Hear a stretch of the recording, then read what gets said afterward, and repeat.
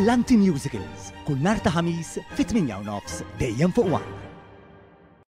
Ġie inawgurat xogħol ta' restawr sar fl-oratorju tal-Onorati fil-Knisja tal-Ġiżwiti fil-Belt b'investiment ta' 1.7 miljun euro minn fondi nazzjonali. Ix-xogħol li sar kien jinvolvi r-restawr sħiħ taż-żewġ oratorji, dak tal-Onorati u dak tal-Immakulata Kunċizzjoni, bir-restawr sar mid-Diviżjoni tar-Restawr u Preservazzjoni. Issa ż-żewġ oratorji jistgħu jerġgħu jibdew jintużaw mill-Fondazzjoni tal-Knisja tal-Ġiżwiti kemm għal skopijiet kulturali u kemm għal skopijiet reliġjużi. Preżenti għall-inawgurazzjoni kien hemm il-Ministru għall-Wirt Nazzjonali, l-Arti u l-Gvern Lokali Owen Bonnici, fejn enfasizza l-importanza ta' restawr ta' dawn il-postijiet ta' wirt importanti.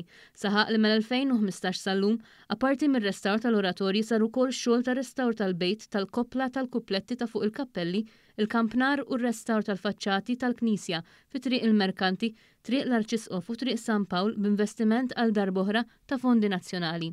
Dawn l-ispazji se jintużaw ukoll għal skopijiet kulturali. U allura jien qed nara il-possibilità li issa dawn l-ispazji mhux biss imorru lura għand il-poplu, imma wkoll jattiraw turisti u jattiraw nies li jixtiequ jattendu għal diversi attivitajiet kulturali li jittellaw minn żmien għal żmien. Dan mhuwiex l-unika proġett li qed nagħmlu f'din il-Knisja, għaliex diġà beda r-restawr fuq il-parti ta' ġewwa tal-Knisja li ħafna nies jafuha għax fiha jsiru l-gradwazzjonijiet. Apparti x-xogħlijiet fuq l-oratorju tal-Onorati ġew inawgurati wkoll ir-restawr ta' diversi pitturi b'investiment ta' aktar minn 217,000 euro minn fondi Ewropej. Il-President tal-Fondazzjoni tal-Knisja tal-Ġiżwiti Dr. Nicholas Joseph Dubless spjega kif il-Fondazzjoni tal-Knisja tal-Ġiżwiti bi pjaċir tara r-riżultati viżibbli li diġà nkisbu fil-konservazzjoni u restawr taż-żewġ oratorji u s-sagristija ta' dan il-kumpless monumentali.